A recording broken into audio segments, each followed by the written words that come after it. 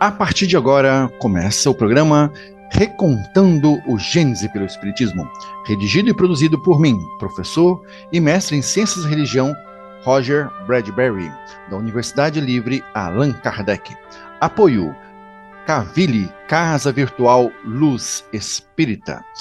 O programa Recontando Gênesis pelo Espiritismo é transmitido gentilmente pela Web Rádio Cavili, que vai ao ar semanalmente às terças-feiras, às 21 horas, e com reprises às quartas e aos sábados, 3 horas da manhã, e às quintas-feiras, às 10 da manhã, e aos domingos à noite, 19 horas.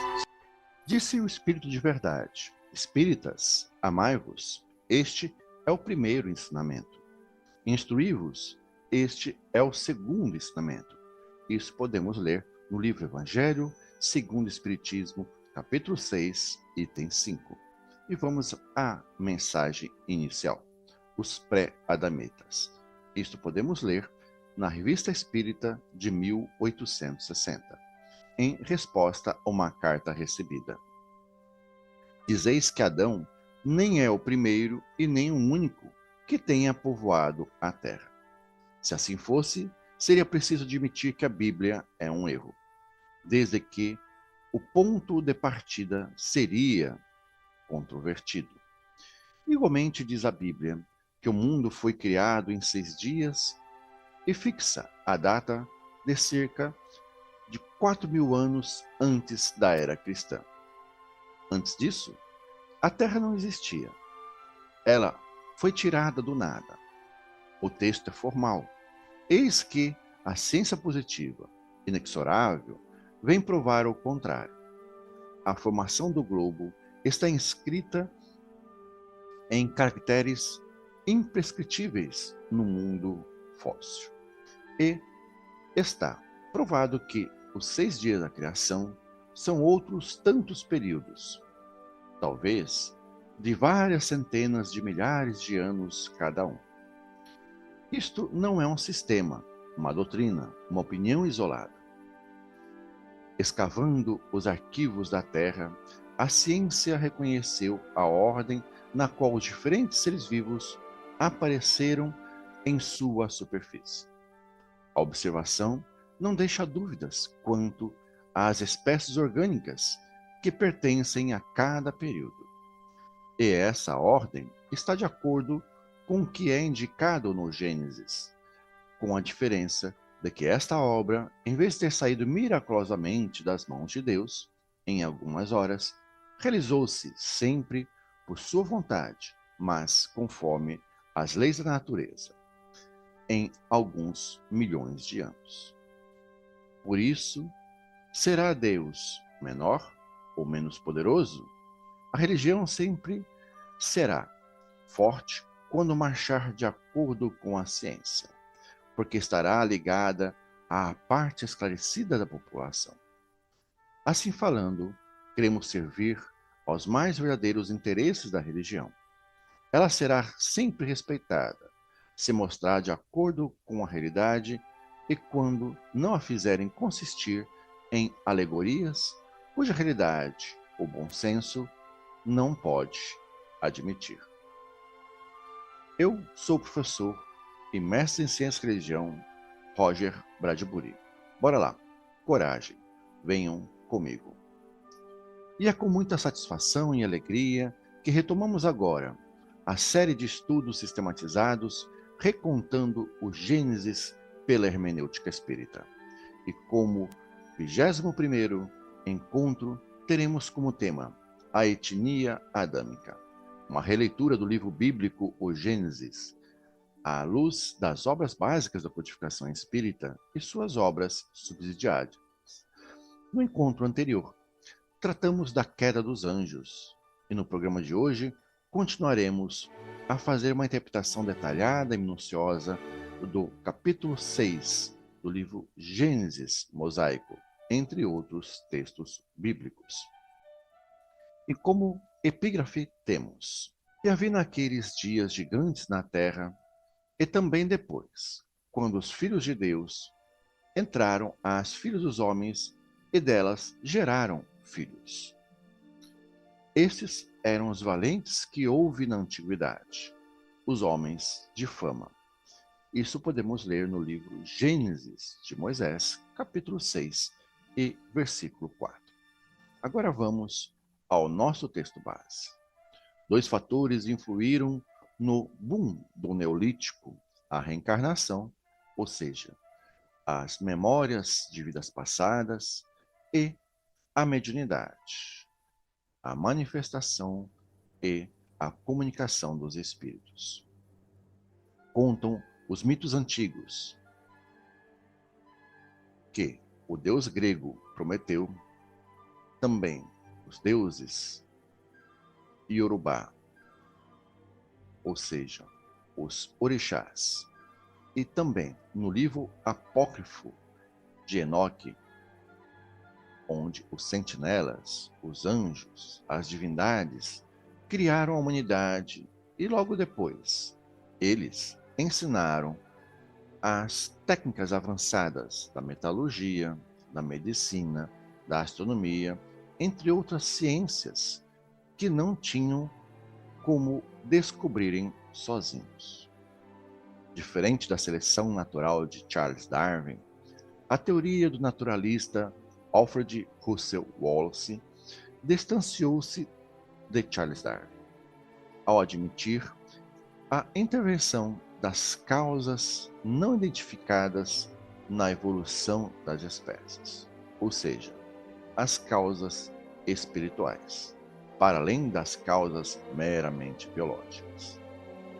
Diz Leda Marques Piquet, em 2014, que, à semelhança de Charles Darwin, Alfred Russel Wallace baseava sua investigação evolucionista na seleção natural, admitindo, porém, o princípio da reencarnação como o essencial para preencher as lacunas observadas na escala animal.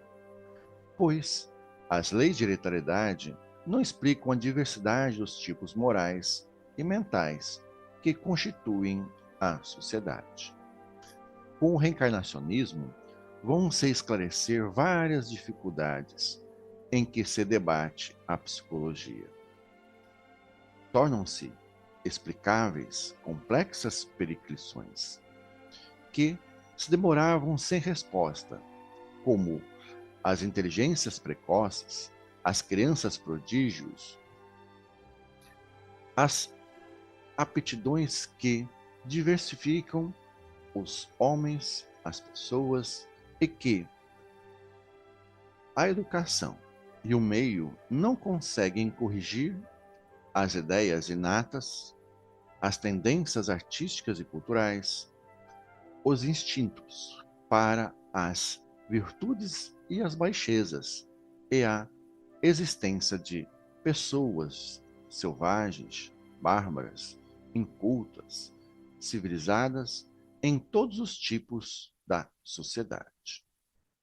Diz Kardec que, de acordo com o ensino dos espíritos, foi uma dessas grandes migrações, ou seja, se quiserem, uma dessas colônias de espíritos vindos de outro mundo, que deu origem à etnia simbolizada na pessoa de Adão.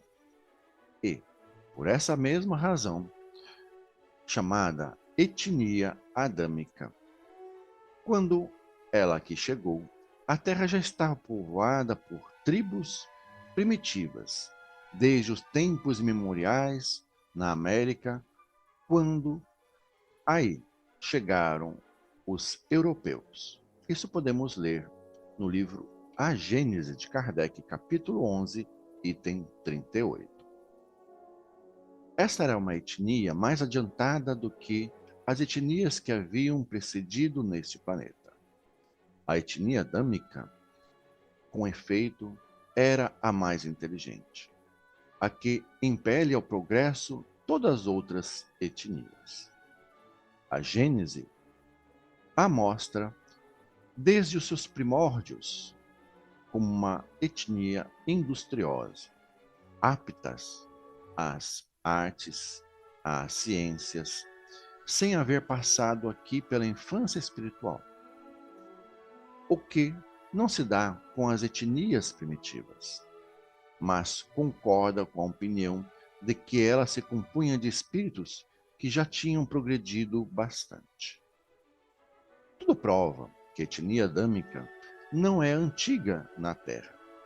Nada se opõe que seja considerada como habitante deste globo desde apenas alguns milhares de anos, o que não estaria em contradição nem com os fatos geológicos, nem com as observações antropológicas.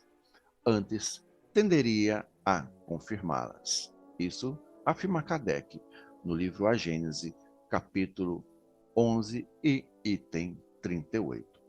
No estado atual dos conhecimentos, não é admissível a doutrina segundo a qual todo o gênero humano procede de um único casal de apenas 6.000 anos de idade. Há esta parte que podemos ler no livro A Gênese, capítulo 11 e item 39. Tomadas a ordem física e a ordem moral, as considerações que contradizem se podem resumir no seguinte: do ponto de vista fisiológico, algumas etnias apresentam características genéticas particulares que não permitem se lhes assinale uma origem comum. Há diferenças que, evidentemente, não são simples efeitos do clima, da educação e cultura. Há-se, pois, de considerar as etnias negra, mongólica, caucasiana, como tendo origem própria, como tendo nascido simultânea ou sucessivamente em diversas partes do globo. O cruzamento delas produziu as etnias mistas secundárias. Os caracteres fisiológicos das etnias primitivas constituem indício evidente de que elas procedem de tipos especiais. As mesmas considerações se aplicam, consequentemente, assim às pessoas quanto aos animais, no que concerne à pluralidade dos troncos da árvore genealógica de cada espécie. Isso podemos ler no livro A Gênese de Kardec, capítulo 11 e item 39.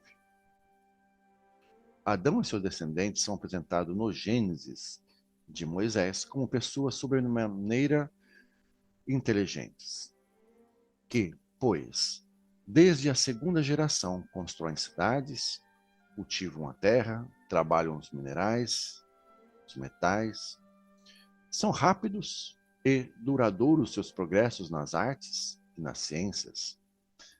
Não se conceberia, portanto, que esse tronco tenha sido, como vários ramos, numerosos povos tão atrasados, da inteligência tão rudimentar, que hajam perdido todos os traços e até a menor lembrança do que faziam seus pais.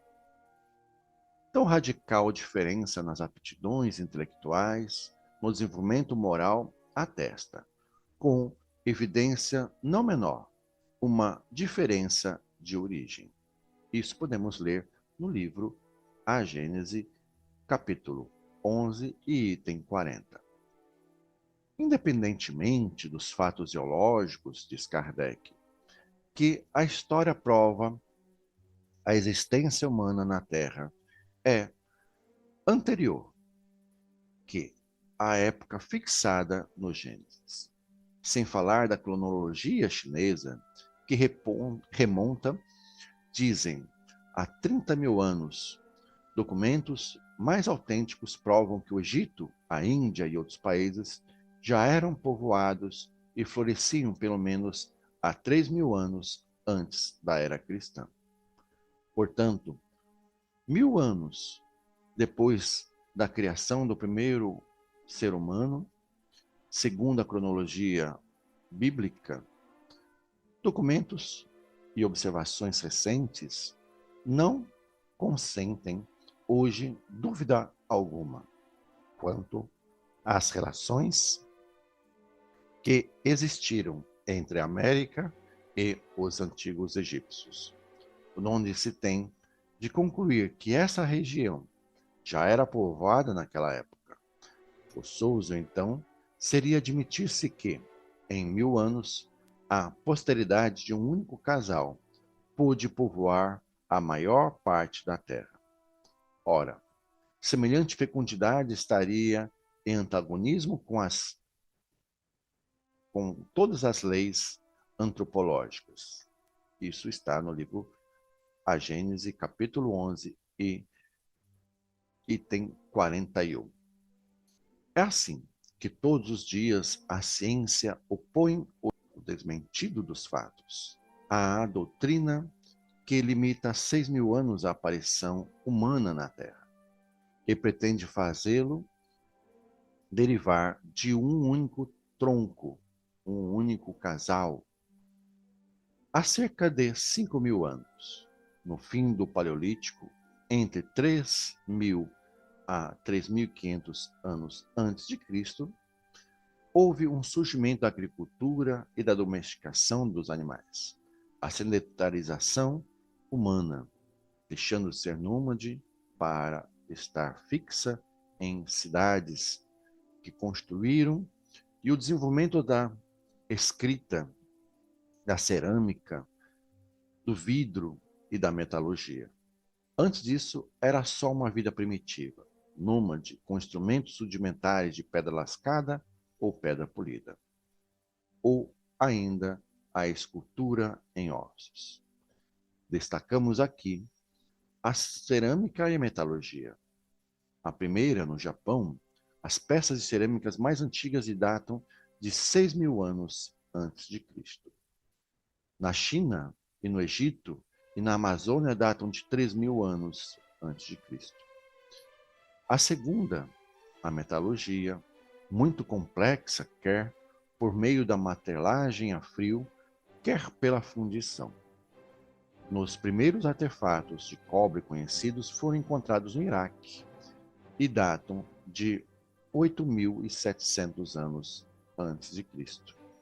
E as primeiras contas de chumbo foram encontradas em Satawik, na Anatólia, atual Turquia, tendo sido datadas de 6.500 anos antes de Cristo. E nos sítios arqueológicos de Majadapek, Jarmovac e Plonik, na Sérvia, encontrou-se um machado de cobre de 5.000 anos antes de Cristo, bem anteriores ao surgimento de Adão e Eva, que são de cerca de 4.000 anos antes de Cristo. Isso podemos ler que Adão teria surgido não como o único e nem como o primeiro. Isso lá no livro dos Espíritos, questão número 51. Que segundo o calendário judaico, que em 2021 comemora-se o ano 5.782 após a criação.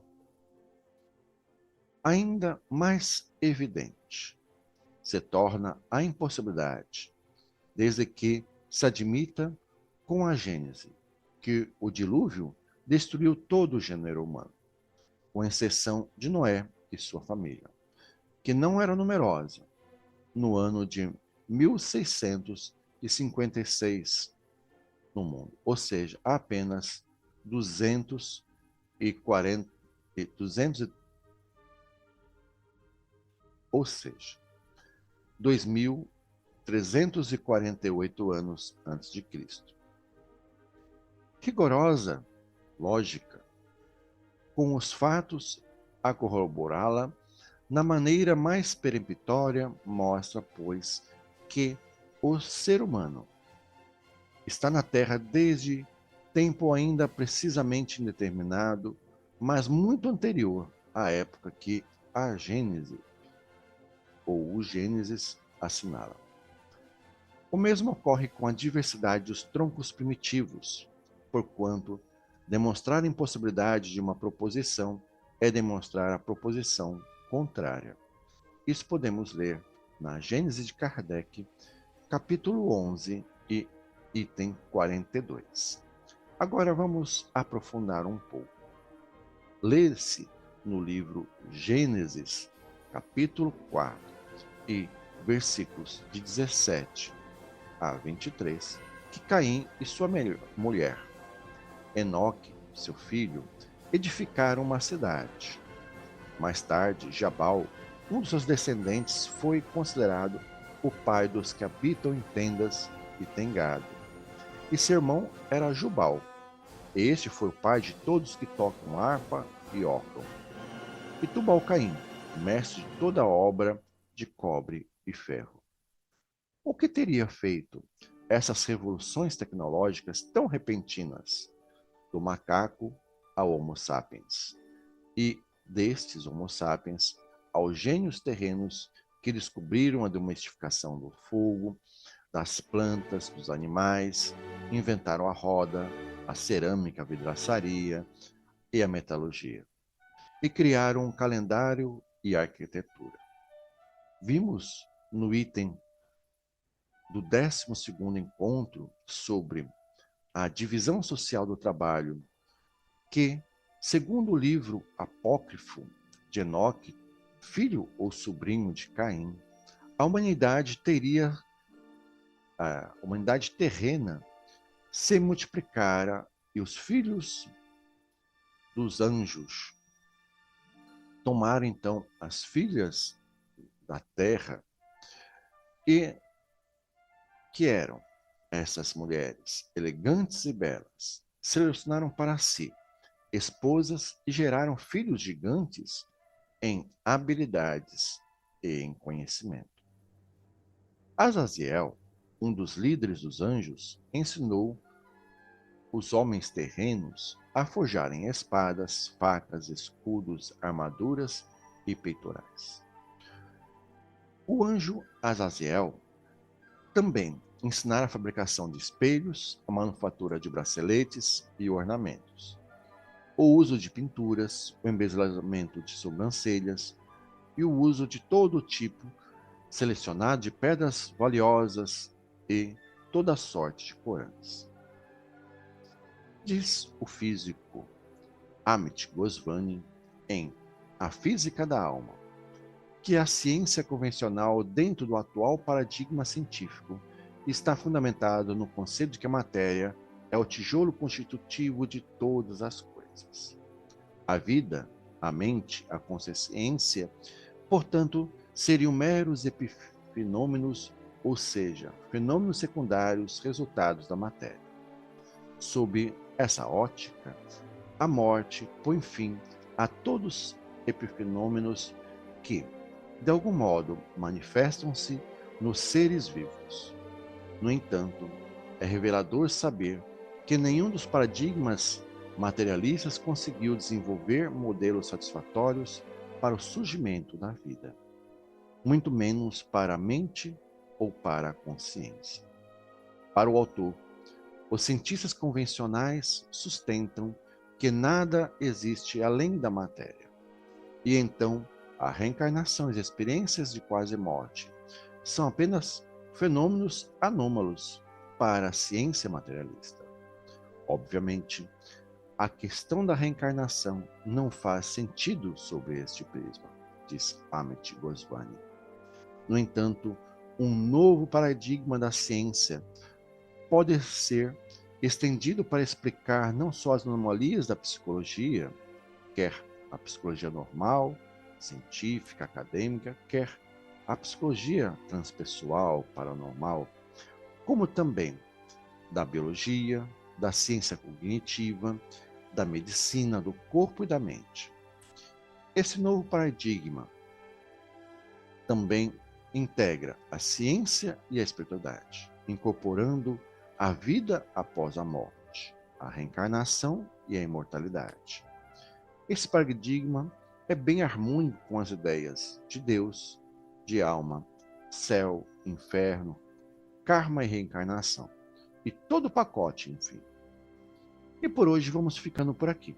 No próximo encontro, vamos tratar mais um pouco sobre a longevidade dos patriarcas. Continuaremos em nova oportunidade. Paz e luz a todos e a todas.